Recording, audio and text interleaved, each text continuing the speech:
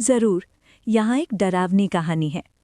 पतिहारी का भट्ठा और लाल आंखों वाला भूत। पतिहारी गांव गंडक नदी के किनारे बसा एक छोटा सा गांव था। गांव के बाहर एक पुराना ईंट भट्टा था, जहां दिन रात आग जलती रहती थी। उसी भट्टे में काम करता था छोटू, लगभग 16 साल का दुबला पतला लड़का। माँ बाप बचपन में ही मर गए थे, इसलिए वही उसकी पूरी दुनिया थी। ईंट, आग, धुआं और तपती जमीन। भट्टे का मालिक बहुत क्रूर था। रात में भी काम करवाता और जरा सी गलती पर मारता पीटता। छोटू अक्सर कहता था, एक दिन ये भट्टा ही मेरी जान ले लेगा। एक अमावस्या की रात भट्टे में कुछ अजीब हुआ। तेज आंधी चली, आग की लपटें अचानक ऊंची उठने लगीं। मालिक ने छोटू को अकेले ही अंदर भेज दिया, भट्टे की आग ठीक करने। अंदर घना धुआं था, सांस लेना मुश्किल। तभी जमीन धसी और छोटू सीधे जलती आग में गिर गया। उसकी चीख गांव तक आई और फिर सब शांत।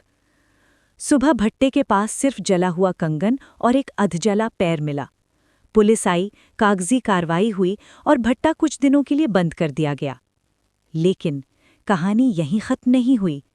कुछ हफ्तों बाद गांव वालों ने रात में भट्टे के पास ईंट खिसकने की आवाज सुननी शुरू की।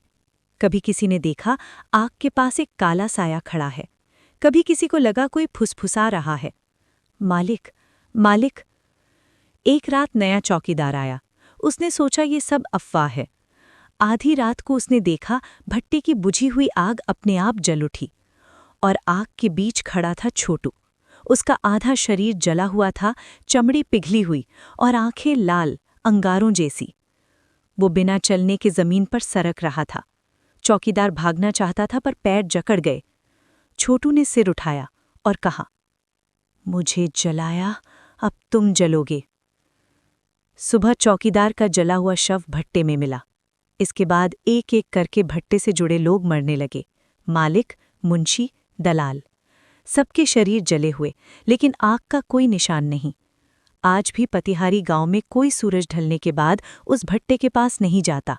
लोग कहते हैं, अमावस्या की रात जब हवा में ईंट की मिट्टी की गंध आती है, तो छोटू का भूत आज भी भट्टे में काम करता दिखता है, आग के बीच।